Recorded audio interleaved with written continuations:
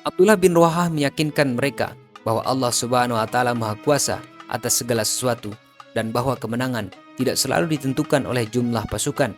Ia menyerukan mereka untuk tetap maju dan bertempur dengan keyakinan penuh kepada Allah Subhanahu wa taala. Pertempuran di Mu'tah berlangsung sangat sengit dan berdarah. Pasukan muslim meskipun kalah dalam hal jumlah, mereka bertempur dengan gagah berani dan penuh semangat jihad. Peperangan pun terjadi dengan sangat sengit. Zaid bin Harithah, panglima pertama kaum muslimin, memimpin pasukannya dengan keberanian yang luar biasa. Tak lama kemudian, Zaid bin Harithah akhirnya roboh dengan banyak anak panah menancap di sekujur tubuhnya hingga akhirnya gugur sebagai syahid. Setelah Zaid gugur, Ja'far bin Abi Thalib mengambil alih komando. Ia memegang bendera Islam dengan erat-erat dan terus maju menyerang ke arah musuh-musuh. Kedua tangannya putus akibat sabetan pedang musuh. Namun ia tetap memegang bendera dengan giginya hingga akhirnya gugur pula sebagai syahid. Dengan sebab inilah Allah Subhanahu wa taala mengganti dua tangan Ja'far bin Abi Thalib yang terputus dengan dua sayap yang indah di surga. Rasulullah SAW bersabda, "Aku melihat Ja'far bin Abu Thalib memiliki dua sayap. Ia terbang kemanapun ia mau." Hadis riwayat Tabrani.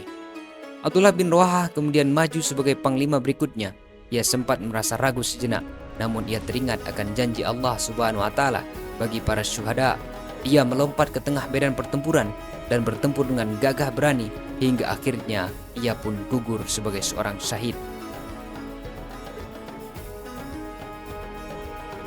Bismillahirrahmanirrahim. Allahumma salli wa sallim ala Muhammad wa ala ali Muhammad.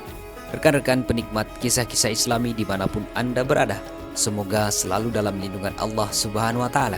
Kali ini kita akan mengisahkan mengenai perang Mu'tah yang terjadi pada zaman baginda besar Nabi Muhammad Rasulullah SAW.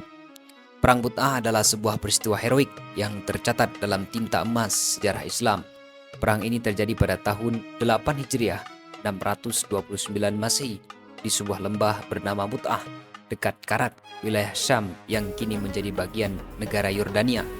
Dalam perang Mu'tah bergemuruh suara pedang dan tombak yang menjadi saksi bisu pertempuran dahsyat antara 3.000 pasukan muslim melawan pasukan kekaisaran Bizantium yang berkekuatan hingga kurang lebih 200.000 prajurit. Kisah ini bermula dari sebuah tragedi yang mengguncang Madinah kala itu. Rasulullah SAW dalam upaya menyebarkan risalah Islam ke berbagai penjuru dunia, salah satunya dengan mengirimkan Al-Harith bin Umair Al-Azdi sebagai utusan kepada penguasa wilayah Syam, Raja Kota Busra di negara Suriah, guna mengenalkan ajaran Islam. Namun Al-Harith dihadang oleh Surahbil bin Amr Al-Ghassani, seorang gubernur yang tunduk pada kekaisaran Bizantium kala itu. Tanpa mengindahkan kehormatan seorang utusan, Surahbil dengan keji malah membunuh Al-Harith bin Umair Al-Azdi. Pembunuhan seorang utusan merupakan pelanggaran berat dalam tradisi diplomasi dan adat Arab. Tindakan ini dianggap sebagai penghinaan langsung terhadap Rasulullah SAW dan umat Islam. Berita tragis kematian Al-Harith bin Umair Al-Azdi ini akhirnya sampai ke telinga Rasulullah SAW yang membangkitkan amarah dan kesedihan yang mendalam bagi orang-orang muslim kala itu. Sebagai respon atas penghinaan dan tragedi itu, Rasulullah SAW tidak tinggal diam. Beliau menyerukan jihad dan mempersiapkan pasukan untuk dikirim ke Mu'tah. Seruan ini disambut dengan semangat membara oleh kaum muslimin. Mereka berlomba-lomba mendaftarkan diri untuk ikut serta dalam pasukan, meninggalkan kenyamanan rumah dan keluarga demi memenuhi panggilan jihad di jalan Allah Subhanahu wa taala. Sebelum pertempuran Mu'tah berlangsung, Rasulullah SAW dengan bijaksana menunjuk 3 orang sahabat sebagai panglima perang Mu'tah. Secara berurutan, mereka adalah Zaid bin Harithah, Ja'far bin Abi Thalib, dan Abdullah bin Rawahah, sebagaimana sabda Nabi Muhammad SAW. Diceritakan dari Abdullah bin Umar, beliau mengatakan Rasulullah menunjuk Zaid bin Harithah sebagai pemimpin pada perang Mu'tah. Kemudian Rasulullah bersabda, apabila Zaid terbunuh, maka digantikan Ja'far, dan apabila Ja'far terbunuh, maka digantikan Abdullah bin Rawahah. Hadis riwayat Bukhari. Penunjukan ini mencerminkan visi jauh ke depan Rasulullah SAW. Beliau memahami bahwa pertempuran di Mu'tah akan sangat berat dan kemungkinan besar akan memakan banyak korban. Dengan menunjuk 3 panglima secara berurutan, beliau memastikan bahwa pasukan akan tetap memiliki pemimpin yang kompeten meskipun salah satu atau dua di antaranya gugur di medan perjuangan. Sebelum pasukan berangkat, Rasulullah SAW memberikan pesan-pesan penting kepada pasukan Muslim. Rasulullah mengingatkan mereka untuk bertakwa kepada Allah Subhanahu wa Ta'ala agar berperang dengan jujur dan adil, tidak membunuh perempuan, anak-anak, atau orang yang telah tua, serta tidak merusak tanaman atau bangunan. Beliau juga mengingatkan mereka akan janji Allah Subhanahu wa Ta'ala bagi para mujahid yang ikhlas, sebagaimana yang tertulis dalam surah As-Saff ayat 10 sampai dengan 12. Ya ayyuhalladzina amanu hal adullukum ala tijaratin tunjikum min adzabin alim tu'minuna billahi wa rusulih wa tujahiduna fi sabilillahi bi amwalikum wa anfusikum dzalikum khairul lakum in kuntum ta'lamun yaghfir lakum dzunubakum wa yudkhilkum jannatin tajri min tahtihal anhar wa masakin thayyibatan fi jannati adnin dzalikal fawzul azim. Artinya, wahai orang-orang yang beriman, dimanapun dan pada zaman apapun kamu hidup, maukah kamu aku tunjukkan melalui bimbingan Rasulullah suatu perdagangan yang dapat menyelamatkan kamu dari azab yang pedih di akhirat? Caranya kamu beriman kepada Allah dan Rasulnya dan berjihad di jalan Allah dengan harta dan jiwamu. Yang demikian itu lebih baik bagimu jika kamu mengetahui. Jika kamu beriman dan berjihad, niscaya Allah mengampuni dosa-dosamu dan memasukkanmu ke dalam surga yang mengalir di bawahnya sungai-sungai dan ke tempat tinggal yang baik di dalam surga Adnan. Itulah kemenangan yang agung. Pesan-pesan Rasulullah SAW membangkitkan semangat jihad dan keyakinan para sahabat. Mereka berangkat menuju Mut'ah dengan hati yang penuh harapan dan keyakinan akan pertolongan Allah Subhanahu wa Ta'ala. Pasukan Muslim menempuh perjalanan panjang dan melelahkan menuju Mut'ah.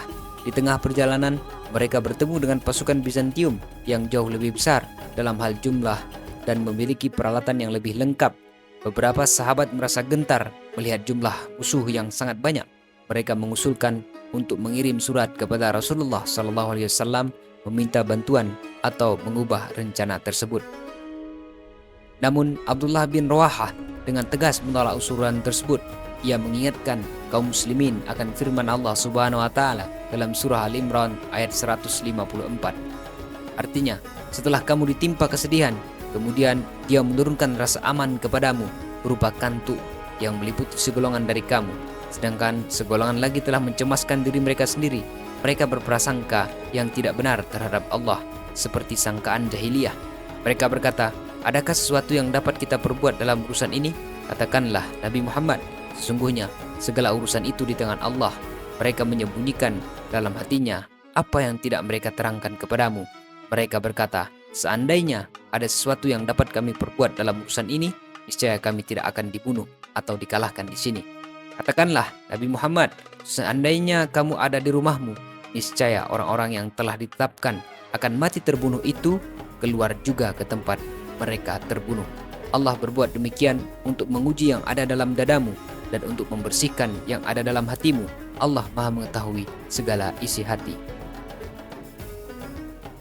Abdullah bin Rawahah meyakinkan mereka bahwa Allah Subhanahu wa Ta'ala Maha Kuasa atas segala sesuatu dan bahwa kemenangan tidak selalu ditentukan oleh jumlah pasukan. Ia menyerukan mereka untuk tetap maju dan bertempur dengan keyakinan penuh kepada Allah Subhanahu wa Ta'ala. Pertempuran di Mut'ah berlangsung sangat sengit dan berdarah. Pasukan Muslim meskipun kalah dalam hal jumlah, mereka bertempur dengan gagah berani dan penuh semangat jihad.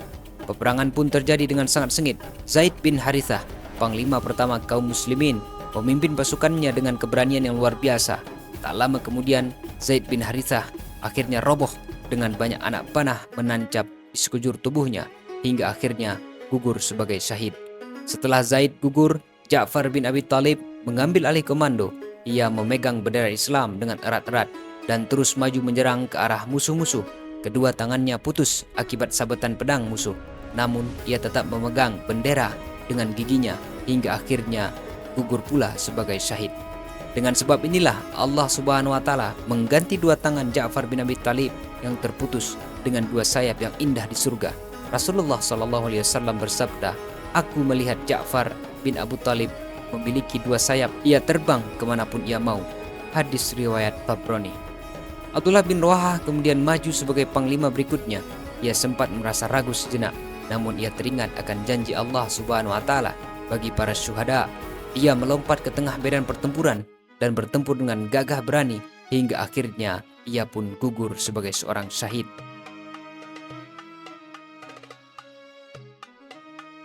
Sebelum kita melanjutkan kisah perang Mu'tah, marilah kita meminta ampun kepada Allah Subhanahu wa taala. Astaghfirullahalazim, astaghfirullahalazim, astaghfirullahalazim, alladzi la ilaha illa huwal hayyul qayyum wa atubu ilaih. Serta marilah kita berselawat kepada baginda besar Nabi Muhammad sallallahu alaihi wasallam. Allahumma salli wa sallim ala Muhammad wa ala ali Muhammad. Setelah gugurnya tiga panglima yang ditunjuk oleh Rasulullah sallallahu alaihi wasallam dalam perang Mu'tah, kaum muslimin akhirnya bersepakat untuk memilih Khalid bin Walid sebagai pemimpin mereka. Kala itu Khalid bin Walid baru masuk Islam. Perang Mu'tah merupakan pertempuran pertama yang ia ikuti sebagai seorang tentara muslim.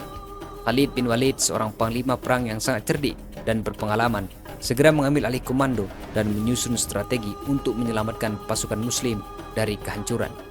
Khalid bin Walid menyadari bahwa pasukan muslim tidak mungkin memenangkan pertempuran melawan pasukan Bizantium yang jauh lebih besar. Oleh karena itu, ia memutuskan untuk melakukan manuver taktis dalam rangka mengelabui musuh dan menarik mundur pasukan muslim dengan selamat. Ia memerintahkan sebagian pasukan untuk bergerak ke belakang pasukan muslim dan membuat kebisingan seolah-olah datang bala pasukan bantuan. Ia juga memerintahkan beberapa prajurit untuk mengganti posisi mereka di barisan depan agar musuh mengira bahwa pasukan muslim telah mendapatkan bantuan yang cukup besar.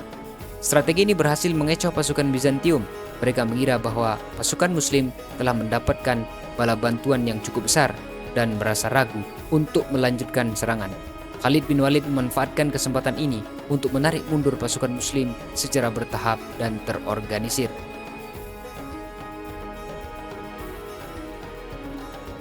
Pasukan muslim kembali ke Madinah dengan selamat, meskipun dengan banyak korban jiwa yang berjatuhan. Rasulullah Shallallahu alaihi wasallam menyambut mereka dengan penuh haru dan bangga. Beliau memuji keberanian dan keteguhan iman para sahabat yang berperang secara gigih dalam perang Mu'tah, serta mendoakan para syuhada yang telah gugur di jalan Allah Subhanahu wa taala. Perang Mu'tah meskipun tidak dimenangkan secara militer, memberikan banyak pelajaran berharga bagi umat Islam. Perang ini membuktikan bahwa iman dan keberanian dapat mengalahkan kekuatan yang jauh lebih besar. Perang ini juga mengajarkan pentingnya kepemimpinan yang bijaksana, strategi yang cerdik, dan persatuan dalam menghadapi kekuatan yang lebih besar. Kerja keras tidaklah cukup bila tanpa dibarengi dengan kerja cerdas, sebagaimana Khalid bin Walid menyelesaikan peperangan dengan strategi yang sangat-sangat cerdas. Selain itu, pentingnya menyiapkan beberapa solusi dalam memperhitungkan suatu persoalan, sebagaimana Rasulullah SAW menunjuk beberapa panglima perang untuk mengantisipasi masalah yang terjadi di medan pertempuran. Kisah perang Mu'tah adalah warisan abadi bagi umat Islam. Kisah ini mengingatkan kita untuk senantiasa berpegang teguh pada ajaran Islam, berani membela kebenaran, dan rela berkorban demi agama Allah Subhanahu wa taala.